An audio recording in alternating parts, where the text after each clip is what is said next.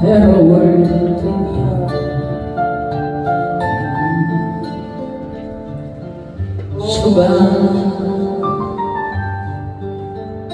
위로해 줄게. 네가 만약 서러울 때면 주가 눈물이 되리.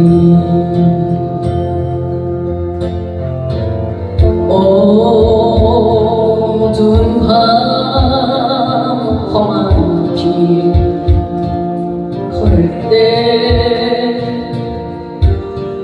내가 너의 등불이 되리.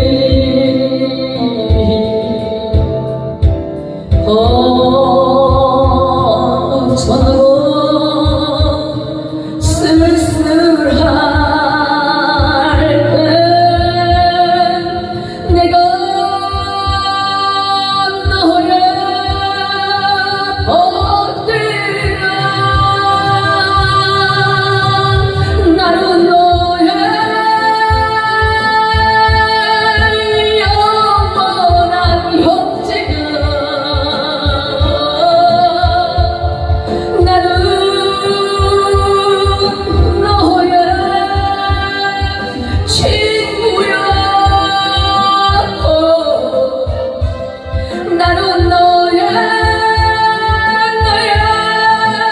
영원한 노래야.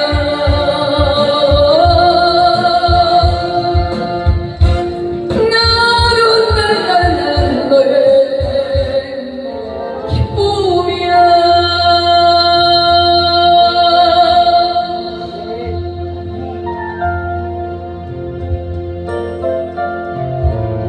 네가 말이야 외로울 때면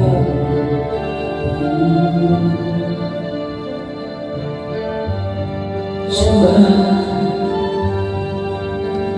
정말게. 네가 말이야 힘올 때면 주가 웃음이 되리.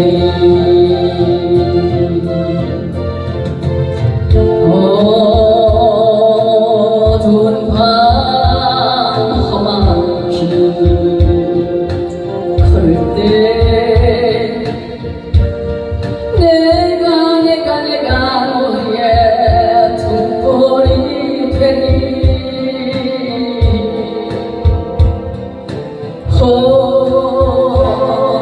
천하도 쓸쓸할 때 내가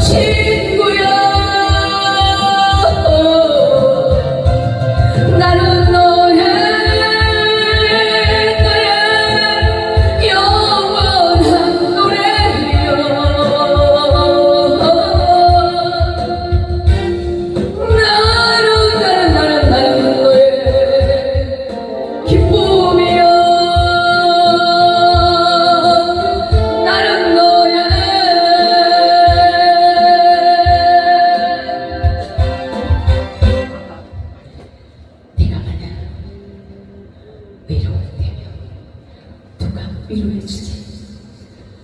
주님.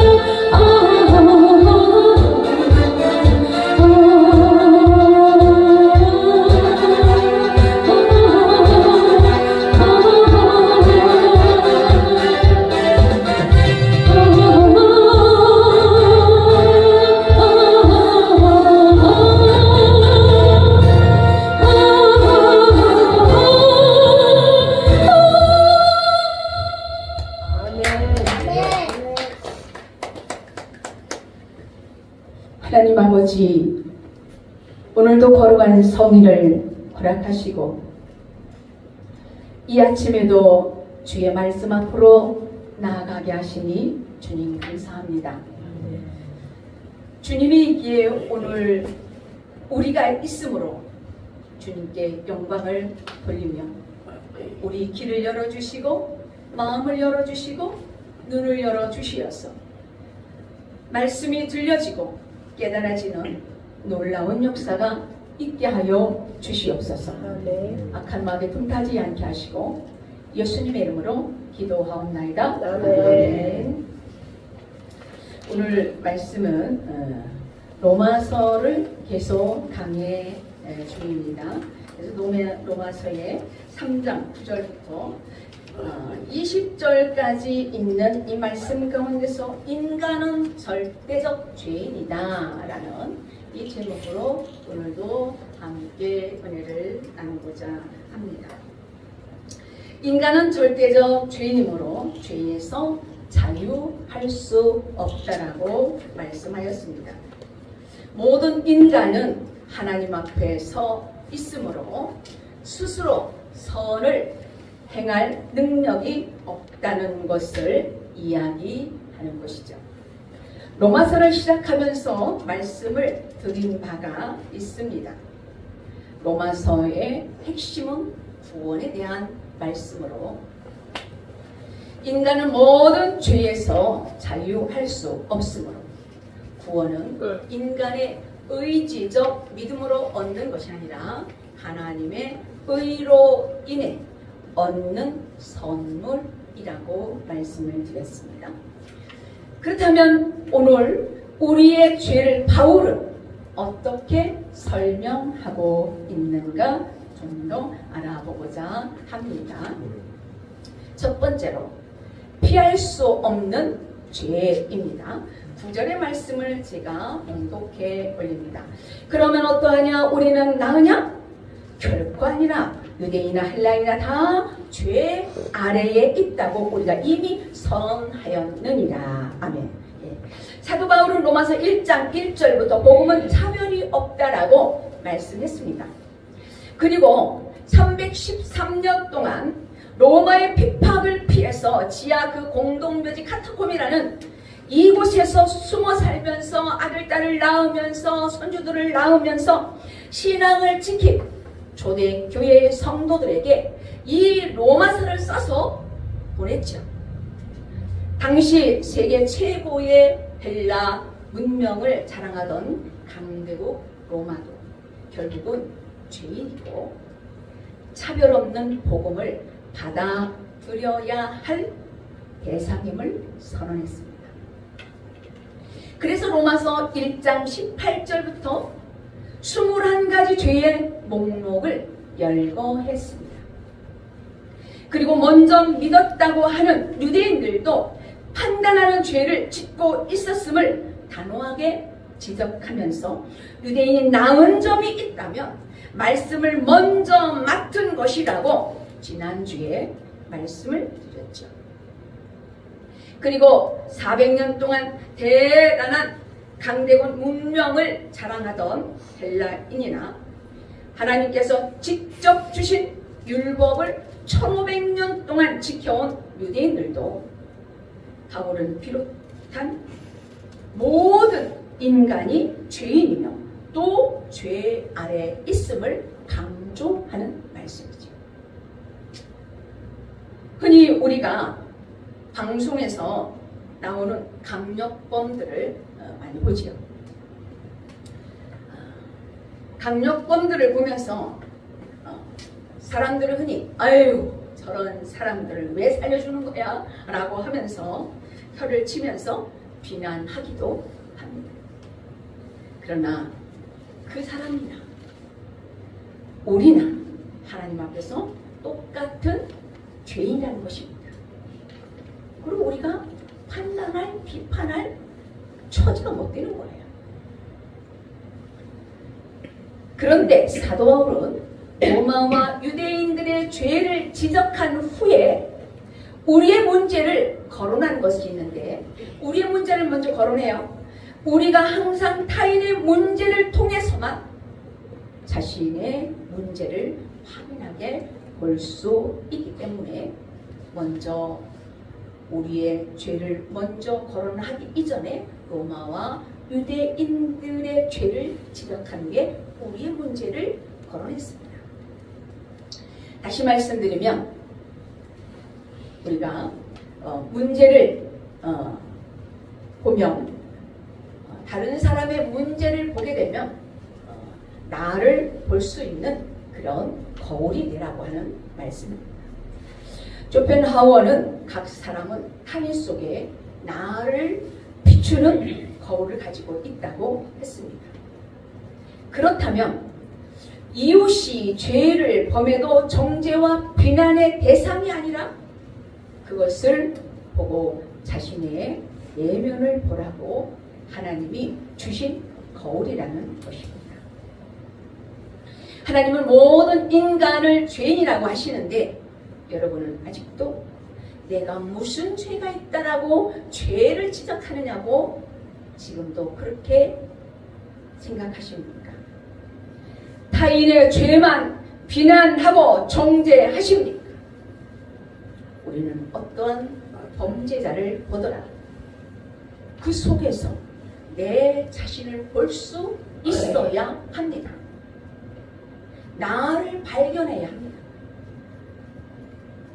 우리는 하나님의 말씀을 맡은 자로서 믿는 자에게는 나은 것이 있다고 했지만 그 믿는 사람들조차도 똑같이 죄를 저지르고 있다고 바울은 강조하고 있습니다. 죄 아래 있다는 말은 다른 구절에서는 멍에 아래로 표현되어 있습니다. 멍에 아래. 자, 다시 말씀드리면 멍에 아래란 쇠사슬에 매여서 무거운 짐을 평생 죄의 종로로 탄다는 것입니다. 인간은 어떻게든 죄를 막아보려고 애를 쓰지요.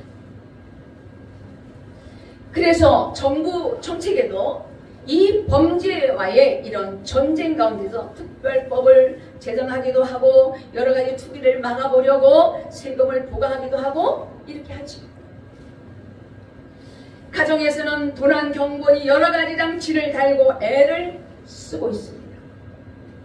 인간의 지능도 쓰면 쓸수록 고도화되고 있죠.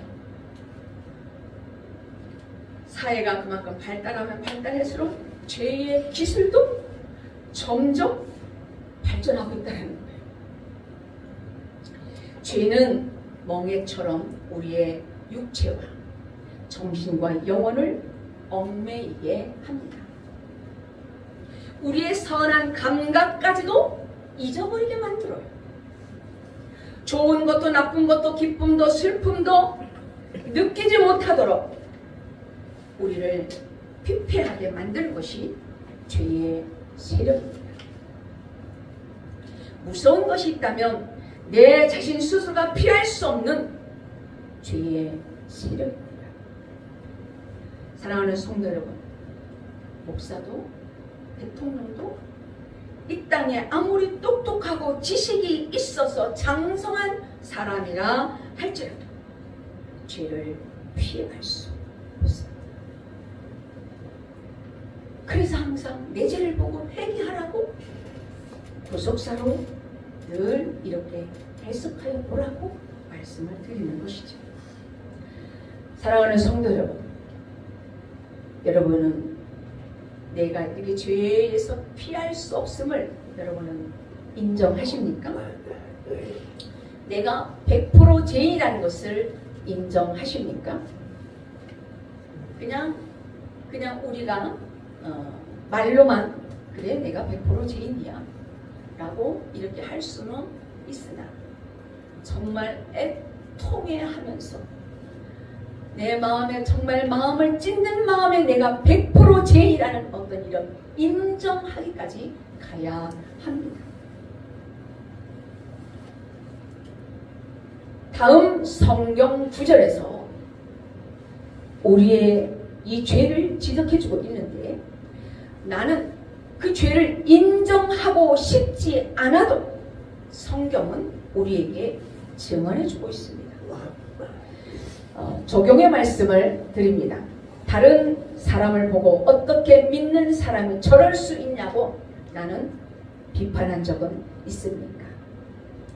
나는 이해할 수 없는 인간이 내 자신인 것을 아십니까? 한번 내 자신에게 자문해 보시고, 두 번째는 피할 수 없는 죄인에 대한 성경의 증언을 보겠습니다. 10절과 12절 보겠습니다. 기록된 바 의인은 없나니 하나도 없으며 깨닫는 자도 없고 하나님을 찾는 자도 없고 다 치우쳐 함께 모익하게 되고 선을 행하는 자는 없나니 하나도 없도다. 아멘. 예, 모든 인간은 이렇게 100% 죄인이라는 것이죠. 바울은 죄에서 피할 수 없는 100% 유죄의 선고를 받은 우리가 반박할 수 없도록 기록된 바라고 하면서 성경의 말씀을 우리의 죄를 확인해주고 있는 말씀입니다. 그러므로 바울은 10절부터 18절까지는 구약의 시편과 이사야 등을 인용하여서 말씀했습니다. 그러나 우리가 100% 죄인이라는 것은 성경에서 이미 확인된 사실입니다. 서양에서는 의인과 위인과 성자를 아주 우상처럼 받든다고 합니다. 하지만 파스칼은 나는 이 세 가지 단어를 신뢰하지 않는다고 했습니다. 왜 그럴까요? 이 땅에는 오직 한 가지 종류의 사람들만 존재한다는 것이죠. 그것은 어떠한 사람? 그것은 죄인 한 사람만 존재한다는 것입니다.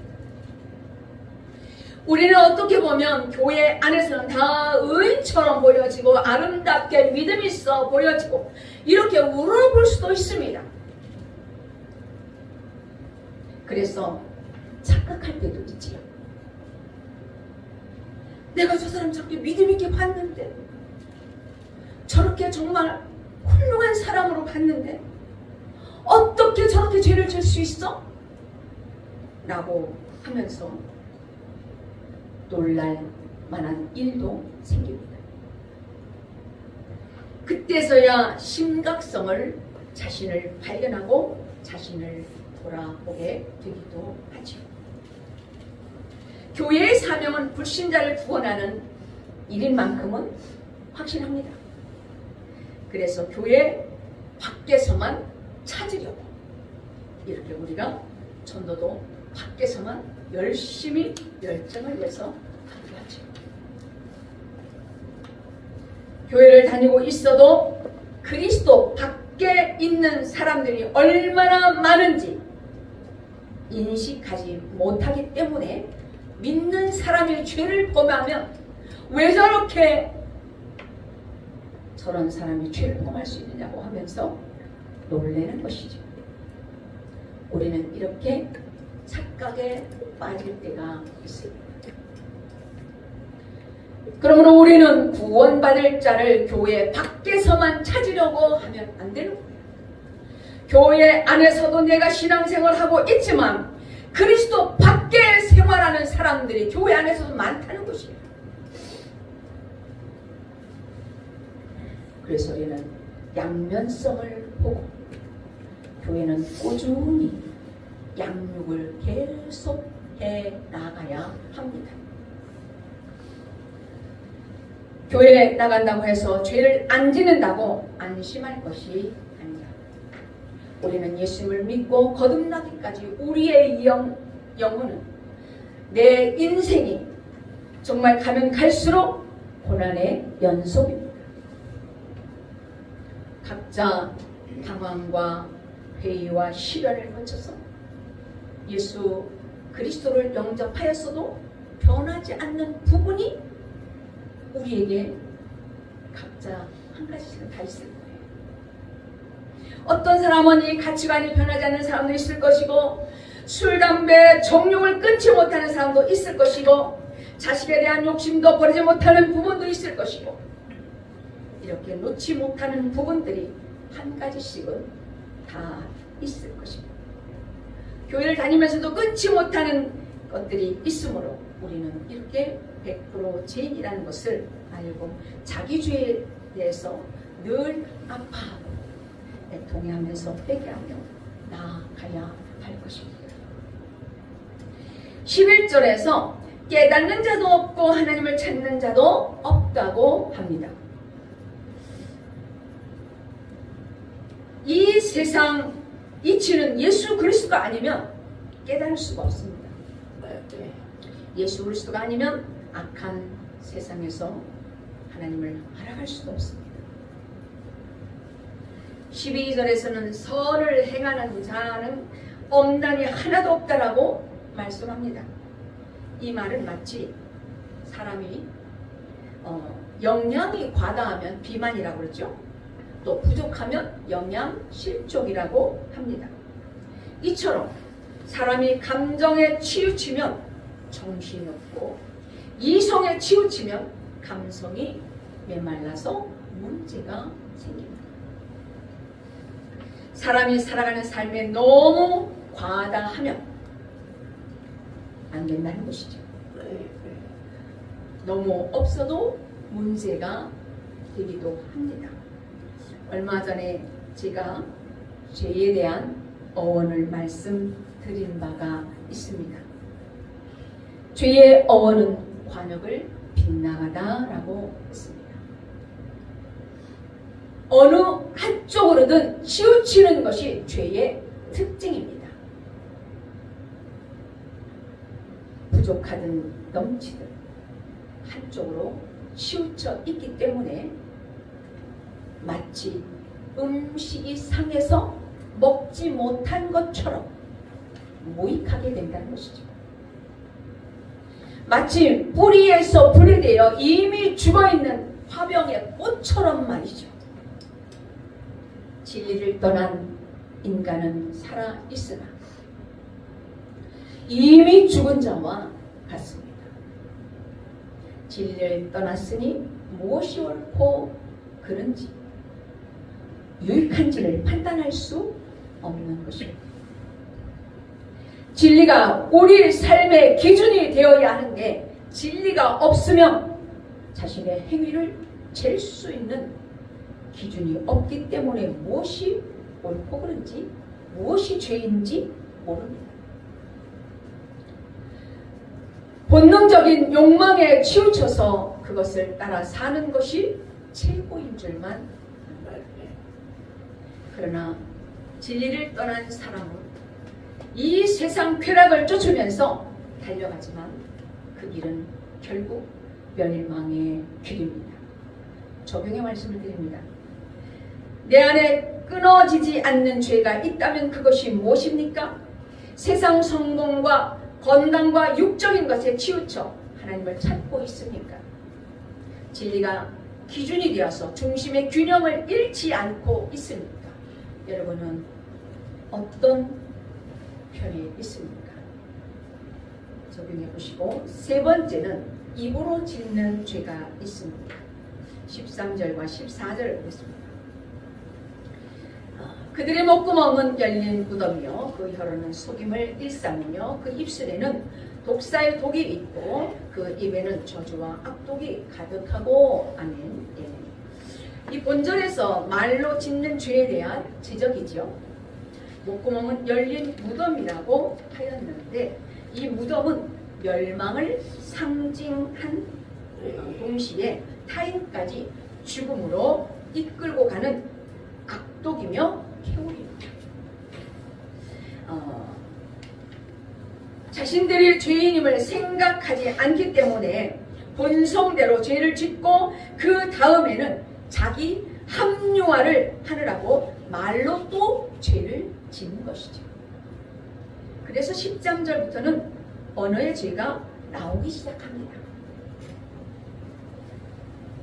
어떤 목사님은 성도들이 듣기 좋은 말만 한다고 합니다. 이 유머스럽게 성도들이 즐기는 좋은 말만 한다고 해요. 그래서 인기가 짱이라고 합니다. 그런데 이 땅에서 사람에게 인기를 얻고자 듣기 좋은 말만 한다면 오늘 같은 말씀을 어떻게 말씀을 들을 수가 있겠는가 말이죠. 그것은 우리가 판단할 것이 아니고 뒤로 미루고 오늘 본절에서 보게 되면 목구멍, 무덤, 독사, 독, 악독 등 모두가 듣기 싫은 말이에요. 누군가를 향해서 이런 말을 한다면 엄청난 인격 모독이라고 화를 자초할 것입니다. 그런데 하나님은 이런 험한 말까지도 하시면서 인간이 처참한 죄인이라는 것을 강조하셔요. 하나님은 우리에게 듣기 힘든 말이라도 내 죄를 깨닫고 회개를 위해서 들으라고 하시는 거예요. 할렐루야. 네. 듣기 싫어도 들어라. 듣고 내 죄를 보고 회개해라. 회개해야 구원이 이루어진다. 라고 하시는 말씀입니다. 아멘. 목구멍, 혀, 입술은 우리 몸의 발성기관이죠. 유대의 무덤은 동굴 형식으로 되어 있습니다. 우리나라는 이 매장할 때 땅을 파고 땅 속에 시신을 묻고 또 이게 무덤을 만들잖아요. 그런데 그 무덤을 파기 이전에는 시신을 볼 수가 없어요.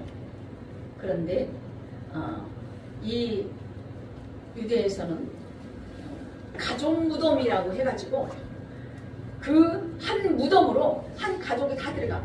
엄마가 돌아가시면 그가 가고 아버지가 돌아가시면 그로 가고 또 아들이 죽으면 그로 가고 이렇게 다 가는 거예요.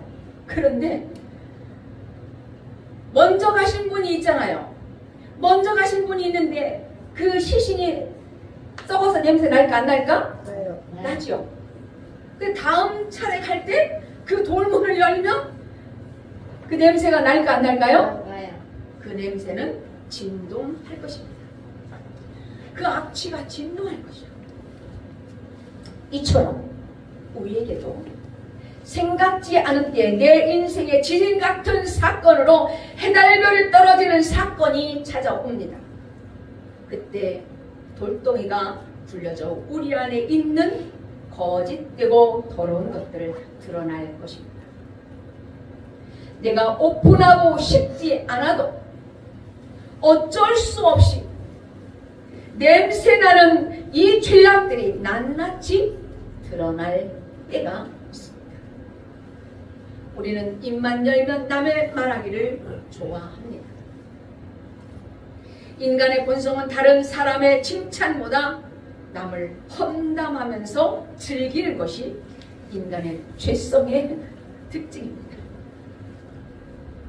만물보다 거짓되고 심히 부패한 것은 예레미야 17장 9절에 보니까 우리 인간의 마음이라고 했습니다. 악취가 한 곳에 나지 않고 사방에 진동하듯 우리가 입만 열면 견딜 수 없는 이런 악한 마음과 생각들이 쏟아져 나온다는 것이죠.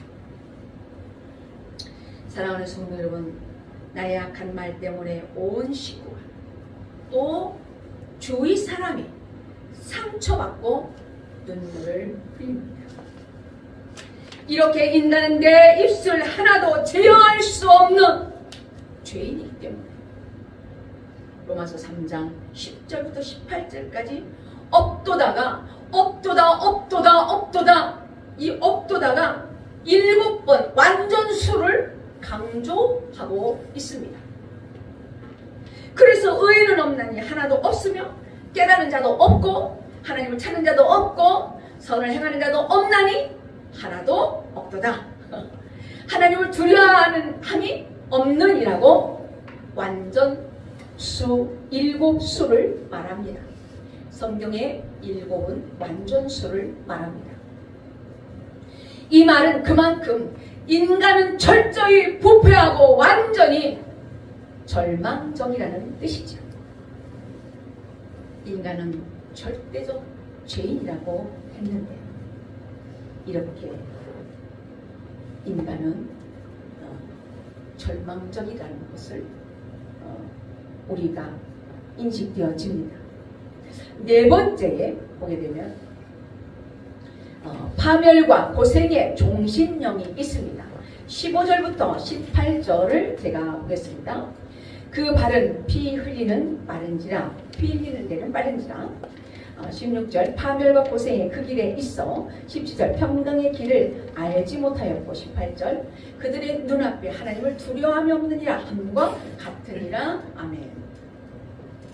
사랑하는 성도 여러분, 우리를 지배하는 것은 이성도 아니고 감성도 아니고 바로 죄가 나를 지배하고 있습니다.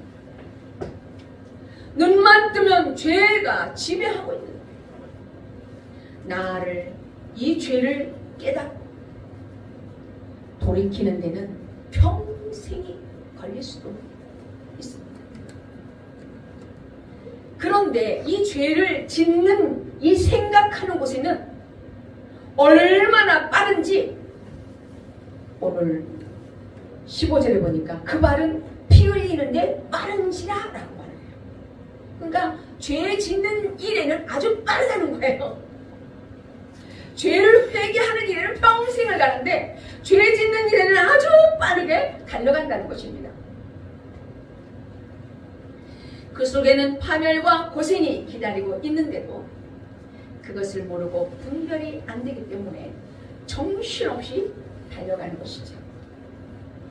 내 삶이 얼마나 절망적인지를 모르는 것이 가장 절망입니다. 죄의 권세 아래 그 멍에에 묶여서 무거운 짐을 지고 끌려가는 인간의 그 모습을 보면서 하나님도 너무 급하셨는지 내 목구멍은 열린 무덤이고 내 혀는 속임을 베풀고 내 입술은 악독과 저주가 가득하다, 이러한 험한 말씀을 하신 것 같습니다. 그런데도 우리는 무슨 죄가 있냐고 날마다 죄를 회개하냐고 반박하는 사람도 있습니다. 그러나 하나님은 돌려서 말씀하시잖아요. 우리의 죄를 계속 지적하시면서 완전히 발가벗기듯 우리에게 죄를 지적하십니다. 그것은 파멸과 고생이 임박했기 때문에 그 죄를 듣고 회개하라고 우리에게 말씀하시는 줄로 믿습니다. 아멘. 사랑하는 성도 여러분, 지금 우리는 하나님께 좋은 말을 들을 처지가 아니에요. 성경을 조금 안다고 내가 옳고 그름으로 판단하는 것 또한 부적절한 것. 더 낮아지고 겸손한 자세로 내 자신을 살피면서 내 죄를 발견하고 애통해하며 회개하며 나아가야 합니다. 우리가 죄를 짓고도 깨닫지 못하는 근본적인 이유는 하나님을 두려워하며 하는 것이죠. 시편 36편 1절에 보니까 악인의 죄가 그의 마음속으로 이르기를 그의 눈에는 하나님을 두려워하며 빛이 없다 하니 라고 말씀했습니다. 이처럼 인간 타락의 최종 증거는 하나님을 두려워하지 않기 때문이라고 말씀하십니다. 내가 죄를 져도 그 마음에 두려움이 없는 거예요. 지금 하나님은 다 보고 계시는데 내 눈에 안 보인다고 하나님이 안 보는 것 같이 여기면서 그 죄를 두려워하지 않는 거예요.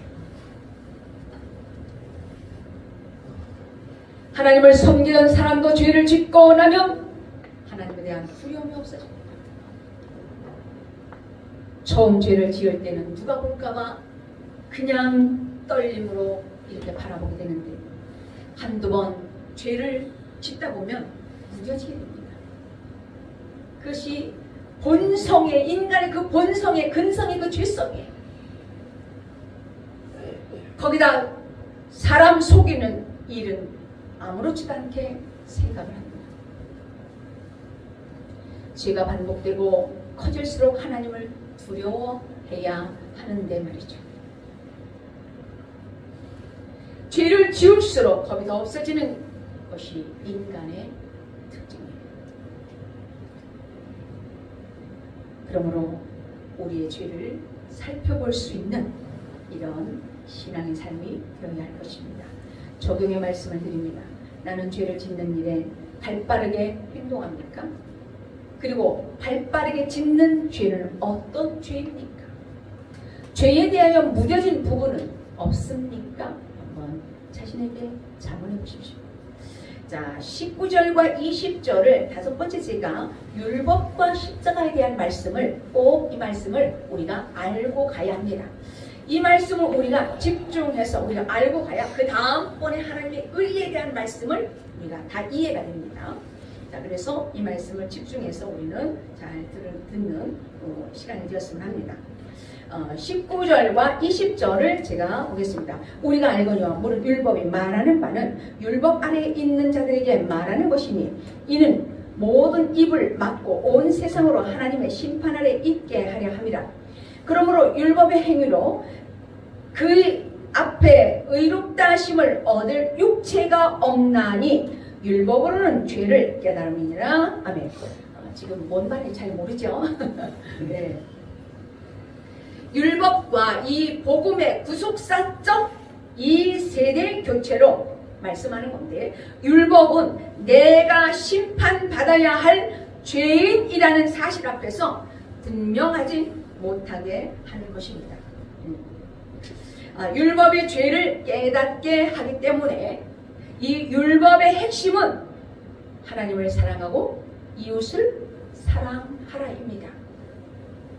율법의 요구는 내가 아닌 하나님과 타인을 향해 있어요. 다시 말하면 누군가를 도울 때는 도움을 주는 사람의 권리가 아닌 도움을 받는 사람의 권리가 우선된다는 것이죠. 그 사람에게 필요한 것은 도움이 필요하기 때문입니다.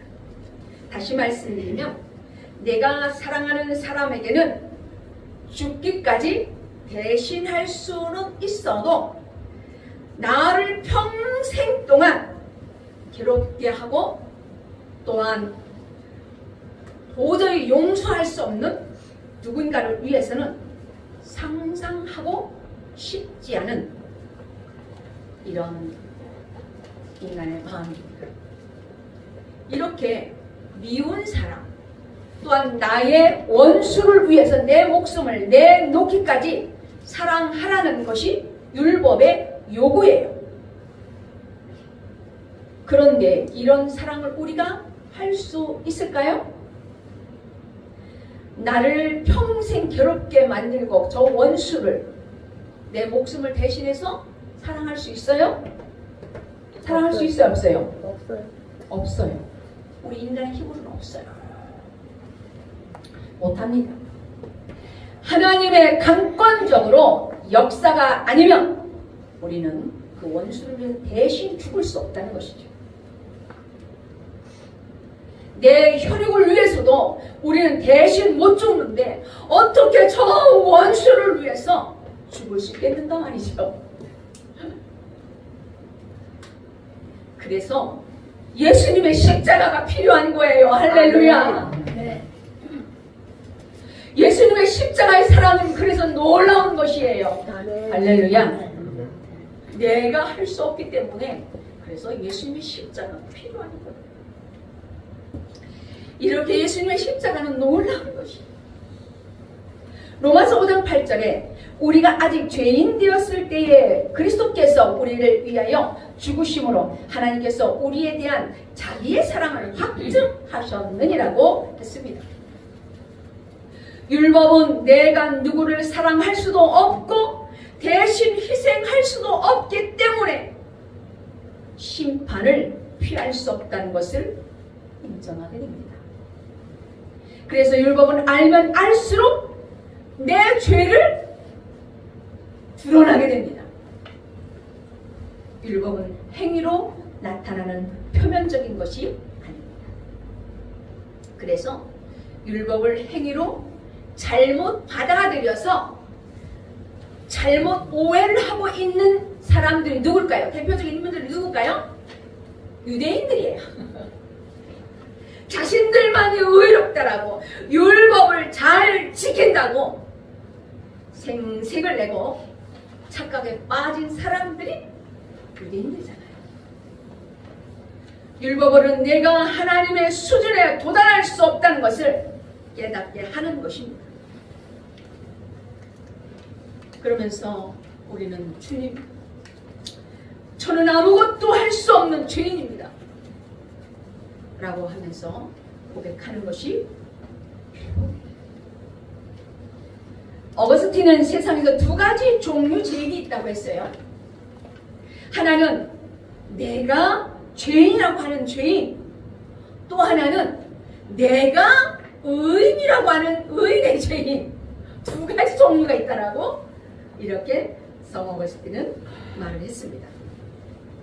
사랑하는 성도 여러분, 여러분들은 어디에 속해 있습니까? 전자예요? 후자예요? 말씀을 마칩니다. 죄인이라고 하는 것도 입으로만 하는 것이 아니라 내 죄가 얼마나 참혹한지를 두려워하고 아파하면서 그 정도까지 우리는 가야만 합니다. 내 힘과 의지로는 의롭다함을 얻을 수 없습니다. 우리가 100% 죄인이라는 것을 인정하고 늘 내 죄를 발견하고 애통해하며 회개하며 나아가야 합니다. 기도하겠습니다. 사랑의 하나님, 인간은 절대적 죄인이라는 것에서 자유할 수 없다고 하였습니다. 유대인이나 헬라인이나 우리 모두가 죄 아래에 있다고 하였습니다. 무거운 멍에를 메고 사는 죄인임에도 죄를 인정하고 싶지 않은 우리의 속마음을 살피게 하옵소서. 의인은 없나니 하나도 없고 하나님을 찾는 자도 없고 이렇게 죄인인 것을 너무도 의인처럼 거룩한 척 자신이 옳고 그름으로 판단하며 죄를 보지 못하는 저희들을 불쌍히 여겨 주옵소서. 죄를 짓고도 인정하고 싶지 않아 합리화하면서 목구멍으로 혀로 입술로 악독을 쏟아내는 더러운 저희들을 용서하여 주시옵소서. 주님의 보혈로 깨끗이 씻어 주시옵소서. 사랑의 주님, 의인을 위해서나 사랑하는 자식을 위해서는 죽을 수 있을지 모르나 미워하고 원수를 위해 죽을 수 있는 사랑이 우리에게 없습니다. 우리는 100% 죄인이고 그 죄를 해결해 주실 분은 오직 예수 그리스도밖에 없음을 고백합니다. 내 죄가 얼마나 참혹한지를 인식하고 하나님을 두려워하면서 나의 죄를 깨달을 수 있도록 각 사람마다 역사하여 주시옵소서. 아멘. 예수님의 이름으로 기도하옵나이다. 아멘.